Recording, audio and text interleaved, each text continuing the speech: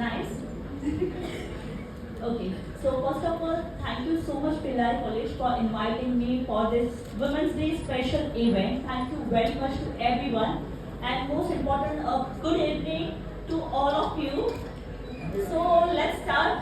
I have an almost habit. I didn't prepare properly that proper script and everything. I don't have.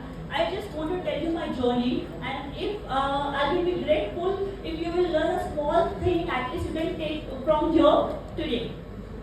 So my name is Mitali Sonone. आपने मेरे बारे में सभी सुना होगा, जितनी भी तारीफ की. Thank you so much anchors.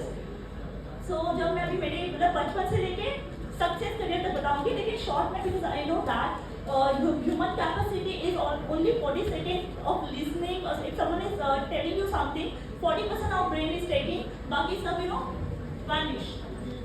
जब मैं 5 साल की थी तो मैं सीढ़ियों से नीचे उतर रही थी और उबलता हुआ गर्म पानी का पतीला वहाँ पे था. तो मेरा पैर वहाँ से स्लिप हो गया. मेरे हाथ में गेंद थे. पतीले को हाथ लगा.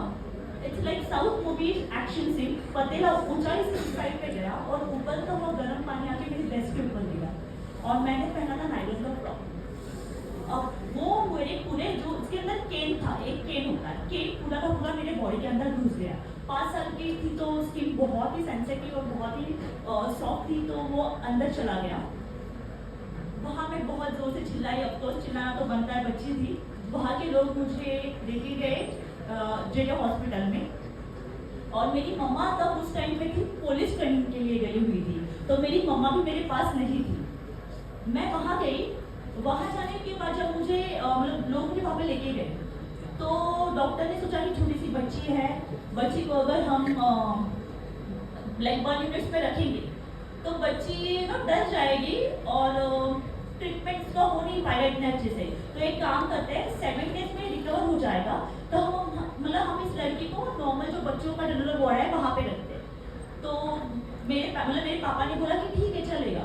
लेकिन क्या हुआ, मुझे देखने के लिए बहुत सारे लोग आए उस समय, और वो जो मुझे थोड़ा सा मतलब जो 7 डेज में रिकवर होने वाला था वो ड्रास्टिक हो गया, और वो पूरा इन्फेक्शन मेरे राइट साइड पे पूरा फैल गया. अगर आप मेरी फोटोज में देखोगे तो मेरे राइट हैंड पे आपको स्कार्स दिख जाएंगे. सो मेरे स्कार्स ही मेरी सबसे पहले जब आप मेरे पास देखोगे, my scar shows that how strong warrior I am, right.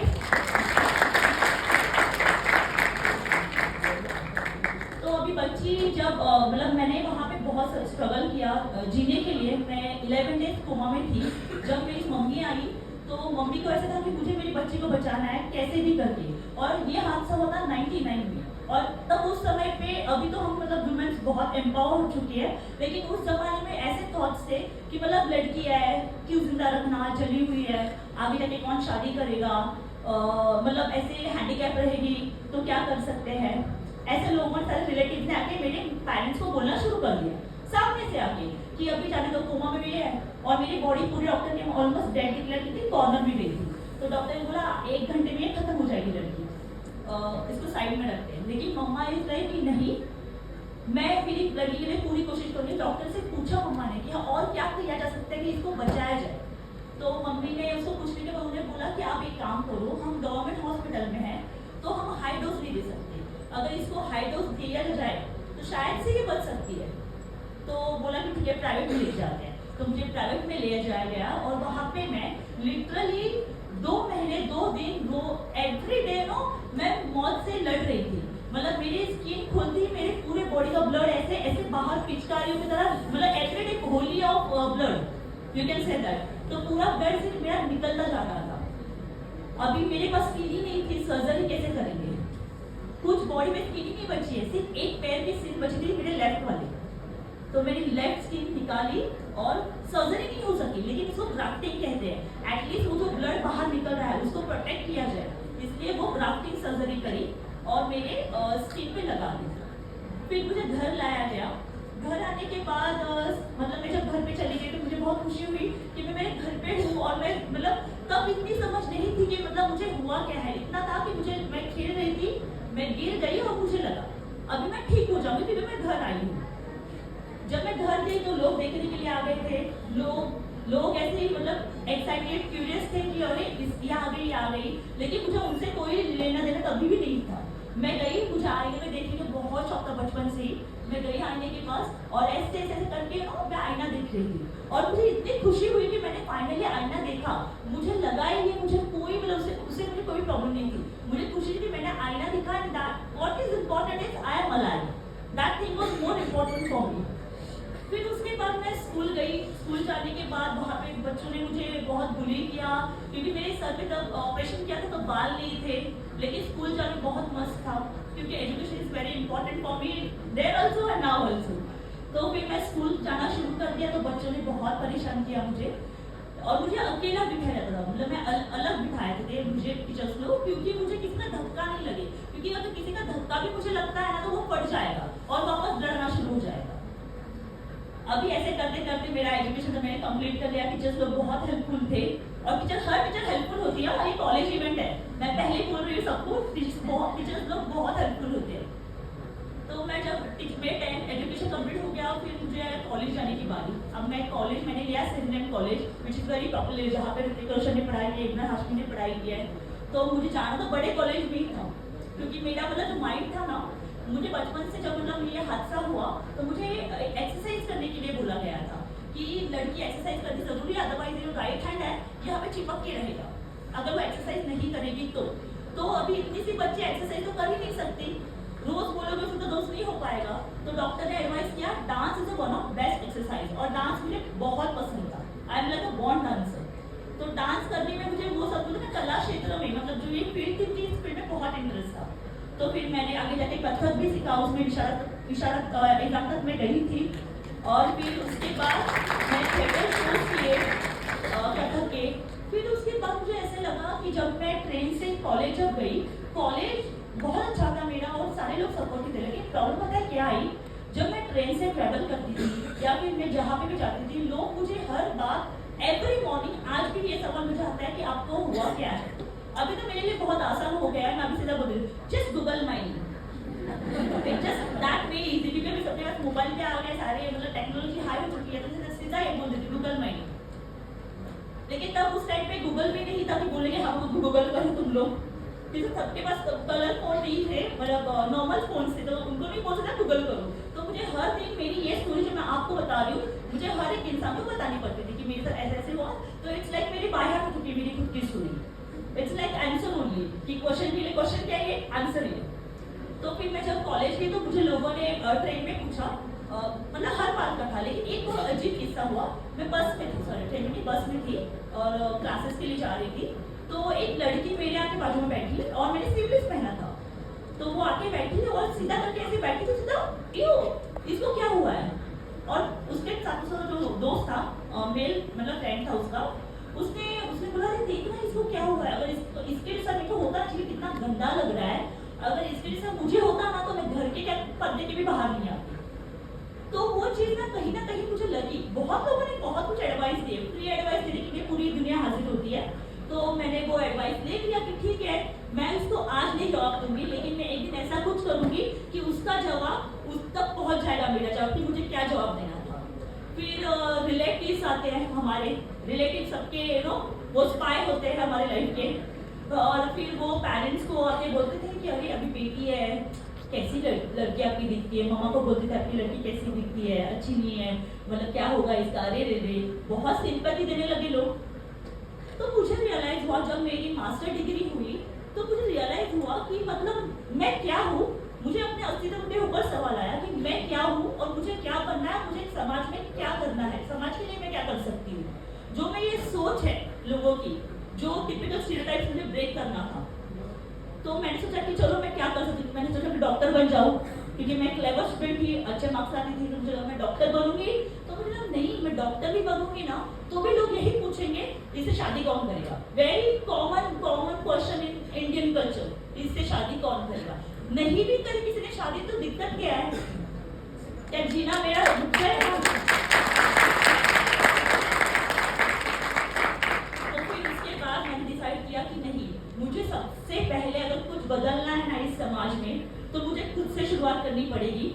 मुझे ये जो विचारधारा है सारी की सारी, इनको तोड़ना पड़ेगा। उसके लिए मैं मतलब ये खूबसूरती, बाहर की जो खूबसूरती है वो स्टीरियोटाइप को ब्रेक करने के लिए मैं क्या कर सकती हूँ, या फिर एक नई आई एम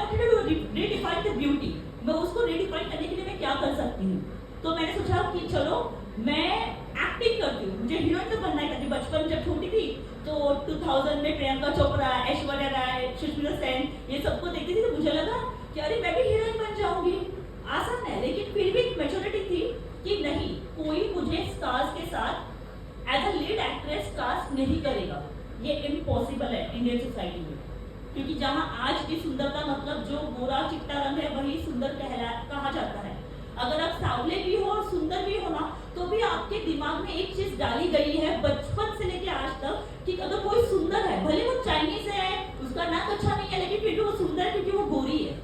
या फिर वो लड़का क्यों ना रहे, अगर लड़के को भी बोला जाता है कालू कालू, अरे क्यों, किसने तुम्हारे दिमाग में डाला था काला रंग सुंदर नहीं है, गोरा रंग सुंदर है? ये किसने डिफाइन किया? और मैं तो इन दोनों के क्राइटेरिया से अलग हूँ। मेरे तो बस प्लस पॉइंट भी मेरे स्टार्स ना, मैं गोरी हूँ, मतलब गोरी भी नहीं बोल सकते, काली भी नहीं बोल सकते, स्टार्स है मेरे पास तो एक्स्ट्रा है। तो फिर मैंने सोचा कि चलो भाई हम एक काम करते हैं, मैं सोचा कि चलो बाबा अभी मैं क्या कर सकती, तो ये एक्टिंग वाला तो क्रॉस हो गया मेरा करियर का कि मैं एक्टर नहीं बन सकती। फिर मैंने सोचा कि चलो अगर मुझे ऐश्वर्या सुष्मिता सेन बनना ही है तो उन्होंने क्या किया था, उन्होंने उनको विश्व सुंदरी कहा जाता है, क्या किया उन्होंने? तो सोचा कि चलो ये लोग तो मिस यूनिवर्स बने तो मैं भी ऑडिशन दूंगी। अब मैं ठहरी मिडिल क्लास मराठी गर्ल, और मैं पहले चौल में रहती थी, तो chawl mentality you must be aware about it. तो अभी वहां पे पहननी थी मुझे bikini. Bikini is very bikini पहनी। अभी मैम ने भी उनके यहाँ जिक्र किया, उनके हस्बैंड को बिकनी पहनने में सपोर्ट किया था, तो बिकनी पहननी है। तो मुझे पहली बार बिकनी पहननी थी और मेरे पास पूरे बॉडी पे स्कार्स भरे पड़े थे। तो मुझे तो जाना था, मैंने अपना डिसाइड कर लिया था कि मुझे तो करना है, लेकिन पेरेंट का भी तो पूछना पड़ेगा ना, क्योंकि मुझे तो लोग कुछ नहीं करेंगे, मतलब ठीक है मुझे ट्रोल करेंगे सोशल मीडिया पे, 2017 की ये बात है, लेकिन पेरेंट्स को तो लोग बोलेंगे ना, अरे आपकी बेटी क्या कर रही है, राइट? तो मेरे मम्मा को मैंने पूछा, मेरा ऐसा था कि पूछने में नहीं जाता है, एक बार पूछ लेते हैं, मांगने से मिल जाए। तो मैंने मम्मी को पूछा, मम्मा मुझे ना मिस यूनिवर्स के लिए जाना है, और वहाँ पे मतलब पहला ही राउंड बिकनी राउंड है, क्योंकि इंटरनेशनल क्राइटेरिया में बिकनी राउंड मस्ट है, और उनको हमारी मतलब फिटनेस देखनी है। तो मम्मी ने बोला ठीक है, तुम्हें अगर करने की इच्छा है तो फिर लोगों को मत सोचो, जाओ, जो भी रहेगा हम संभाल लेंगे। वुमेन सपोर्ट वुमेन का एक बेस्ट एग्जांपल यहाँ पे बैठा है। आज मम्मा कांग्रेस सेंट्रल में, आज की वुमेन डे पे उसको भी एप्रिसिएशन मिल रहा है। तो फिर मैंने सोचा कि चलो मैं जाती हूँ। मैं वहां पे गई, दिल में था ये लोग मुझे लेंगे नहीं लेंगे, सारी हाई फाई लड़कियां, एक मराठी लड़की नहीं वहां पे, मैं अकेली मराठी, और English compulsory. I belong from vernac medium. It doesn't matter I cannot speak fluent English. I can speak fluent English, but I think so I really could connect with the Hindi. So I use this Hindi today. तो मैं वहाँ पे गई, अभी तो मुझे जाना था, डर था लेंगे कि नहीं लेंगे। मैंने वॉक किया, और मुझे वॉक करने के बाद एवरीवन सरप्राइज, और सारे के सारे जजेस, मतलब जो भी जज लोग थे, जो मिस यूनिवर्स इंडिया के सारे हेड थे, सीईओ थे, सब के सब खड़े हो गए। सारे जो वहाँ के डेलीगेट थे सबको खड़ा किया, और जो वर्कर्स थे उनको भी खड़ा किया, और I am the first Indian woman who walk with the bikini and who break all rules of the pageantry in India. So मैं वो पहली भारतीय लड़की हूँ जिसने सब कुछ ब्रेक कर दिया, और मुझे लगा कि मतलब छोटी सी शुरुआत थी और इतनी बड़ी मतलब हो गई, तो मुझे पता ही नहीं चला। वो वीडियो मेरा सोशल मीडिया पे लाखों में वायरल हो गया, तो मुझे और बूस्ट मिला कि मतलब मैं और कर सकती हूँ। लेकिन उन्होंने मुझे फाइनलिस्ट में नहीं लिया, उन्होंने मुझे अप्रिशिएट किया, मैं पहली लड़की बनी, लेकिन और क्या, लिया तो नहीं ना मुझे उन्होंने, लेकिन फिर भी मैंने हार नहीं मानी। अल्लाह ऐसा था कि क्या करूं, मतलब एक पॉइंट ऐसा था कि मतलब मैं जॉब नहीं कर रही हूँ, मैं अर्न नहीं कर रही हूँ, मैं ये फील्ड के पीछे पड़ी हूँ, बस पड़ी हूँ कि मुझे कोई तो ले लो, मुझे ये करना ही करना है। तो मैंने सोचा कि नहीं मैं करूंगी। मैंने 6 अटेम्प्ट दिए मिस यूनिवर्स इंडिया के लिए एज अ कंटेस्टेंट, जाई आई, लेकिन एट द सेम टाइम मैंने वर्ल्ड का जो इंटरनेशनल पैजेंट है, थर्ड ब्यूटी पैजेंट है इंटरनेशनल का, मैं वहां पे पहली इंडियन बनी जो नेशनल फाइनलिस्ट बनी है। तो मैंने मिस इंटरनेशनल इंडिया भी किया, और मिस इंटरनेशनल इंडिया के साथ मैंने मिस किया किया, मतलब लिस्ट इतनी बड़ी है कि मैं बोलने चलो मैं खुद भूल जाती हूँ, इतनी बड़ी लिस्ट हो गई है मेरी। तो फिर वो करते करते मैं बन गई सुपर मॉडल। अब मैं टाइम्स फैशन वीक जैसे रनवेज में एज अ शो ओपनर चलती हूँ, ब्रांडस फाइट में मैं शो ओपनर चलती हूँ, मतलब मैंने वो जो एक क्राइटेरिया था लोगों के दिमाग का और ब्यूटी की डेफिनेशन थी, वो मैंने पूरी की पूरी परिभाषा तो मैंने बदल दी लोगों के दिमाग में से। तो मुझे बहुत अच्छा लगा कि चलो भाई मैंने तो ये कर लिया। फिर इंस्टाग्राम आया, सोशल मीडिया आया, तो उससे और बूस्ट मिला इन चीज़ों के लिए कि मतलब मैं लोगों तक और पहुंच पाऊँ। तो मैं वहाँ तक पहुंची और ये सब होने के बाद फिर आया, अब सक्सेसफुल मॉडल तो मैं बन गई, लेकिन फिर भी लोग थे ये क्या कमाती है। अब तो हो गया ना, मैंने ब्यूटी भी डिफाइन कर ली, ये भी डिफाइन कर लिया, अभी लोगों को था ये कमाती क्या है। तो लकीली 2024 में, नॉट लकीली, मेरा हार्डवर्क था, लकीली वर्ड मेरे मुंह से गलती से आया, ये हार्डवर्क था। 2024 में मुझे मिस यूनिवर्स, जहाँ पे मुझे एज अ कंटेस्टेंट फाइनलिस्ट ले नहीं रहे थे, मैं वहाँ की स्टेट डायरेक्टर बनी हूँ और मैं पहली मराठी लड़की हूँ जो मिस यूनिवर्स इंडिया की स्टेट डायरेक्टर बनी। एट द सेम टाइम मैंने यूनिटी वर्ल्ड, जो एशिया का लार्ज मतलब वर्ल्ड का लार्जेस्ट पैरेंट है, जहाँ पे समझो 40 से ज़्यादा कंट्रियाँ पार्टिसिपेट करती है, वहाँ पे मैं नेशनल डायरेक्टर हूँ। और ये सब करते करते मुझे समझ में आया कि मैं खुद तो बन गई हूँ, मैं खुद बन गई, मुझे बनने में 10 साल लगे, 10 साल की मेरी कड़ी मेहनत थी, लेकिन अब मैं समझ के लिए क्या कर सकती हूँ। तो फिर मैंने सोचा कि मैं इतने आसानी से, मतलब मुझे तो इतने आसानी से कुछ नहीं मिला है, मुझे बहुत स्ट्रगल था। ये आसानी का स्ट्रगल मैं किसी और को नहीं देना चाहती थी। तो मैं चाहती हूँ कि लोग मतलब वो भी ये फील्ड में आए, मतलब जैसे मिडिल क्लास लोग हैं जो ये फील्ड अफोर्ड नहीं कर पाते, क्योंकि ये कॉस्टली फील्ड है। ऑनेस्टली ये कॉस्टली फील्ड है, बहुत कॉस्टली है, आपका एक गाउन भी बहुत एक्सपेंसिव जाता है। तो इसलिए हमें कोई आना नहीं चाहता, जितना आप कमाते हो उससे ज़्यादा आप गवाते हो। तो ये फील्ड के लिए मैंने सोचा कि मैं लोगों समाज के लिए क्या कर सकती हूँ। तो मैंने mister miss and Mrs super model India का ब्रांड खोला है, जिसके मैंने 3 सीजन सक्सेसफुल किए हैं। और एट द सेम टाइम मैंने वहाँ पे मोस्ट इम्पोर्टेंट, मैंने 80% कंटेस्टेंट को फ्री नेशनल प्लेटफॉर्म दिया। और अभी सीजन 4 आने वाला है, और सीजन 4 के लिए अगर आपके कॉलेज में से किसी को भी वहाँ पे पार्टिसिपेट करना हो तो आप हमें डीएम कर सकते हो। मुझे मेरा इंस्टाग्राम आईडी है मिताली सोनोने, तो आप उसमें आप डीएम कर देना। अभी हमारा शो अप्रैल के लास्ट वीक या मई के फर्स्ट वीक में हो सकता है, तो आपके कॉलेज को भी वेलकम है पार्टिसिपेशन के लिए। और मैं तुम्हें अपना आप लोगों सबको मैंने इतनी सारी स्टोरी बताई, ये सब बताया, मेरी लाइफ जर्नी बताई, आई थिंक बहुत शॉर्ट में बताई, क्योंकि बहुत डीप में जाएंगे तो मतलब इसको कोई मतलब नहीं है। बहुत डीप में चाहिए तो गूगल कर लो। तो फिर मैं ये कहना चाहती हूँ कि जब हम कॉलेज लाइफ में आते हैं, जब फर्स्ट ईयर में होते हैं, तो हमें ऐसा होता है कि हमें अच्छा दिखना है, हमें अच्छा बन के जाना है, और सिंपल सा एक पिंपल भी आ जाए तो एक दिल में होता है कि मुझे पिंपल आया है, अब मैं क्या करूँ। बहुत मतलब it's not about only woman, it's about male also. मतलब लड़कों को भी पिंपल आता है तो बहुत इनसिक्योर होता है कि यार मैं अच्छा नहीं लग रहा हूँ या फिर अच्छी नहीं लग रही। तो मैं सबको यही संदेश देना चाहती हूँ इस प्लेटफॉर्म के जरिए, आप जैसे हो वैसे सुंदर हो, मतलब you are beautiful inside out. अगर आपका अंतर मन सुंदर है तो आप अपने आप बाहरी रूप में सुंदर लगोगे, ये सबसे इम्पोर्टेंट है। तो आज का यही मैसेज है, और टेक एंड ग्रो। तो आप मुझसे कुछ तो थोड़ा सा लीजिए अगर हो सके तो, या शायद से आप में से कुछ होगा मैं आपसे सीख के जाऊंगी आज। Take and grow is the one of important message for today. Thank you so much everyone.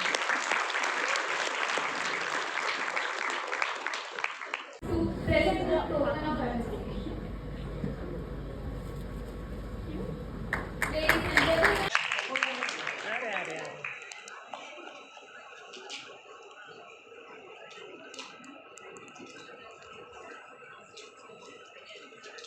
करना ही ते करना ही है ना, मध्ये आले तू इकडे नाही.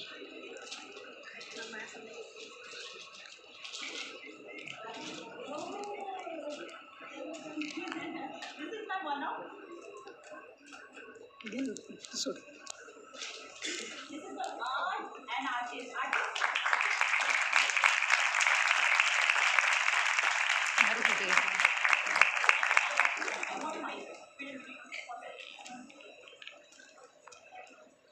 Hello? Hello, audible? Yes. Girl, thank you so much. It's really appreciated.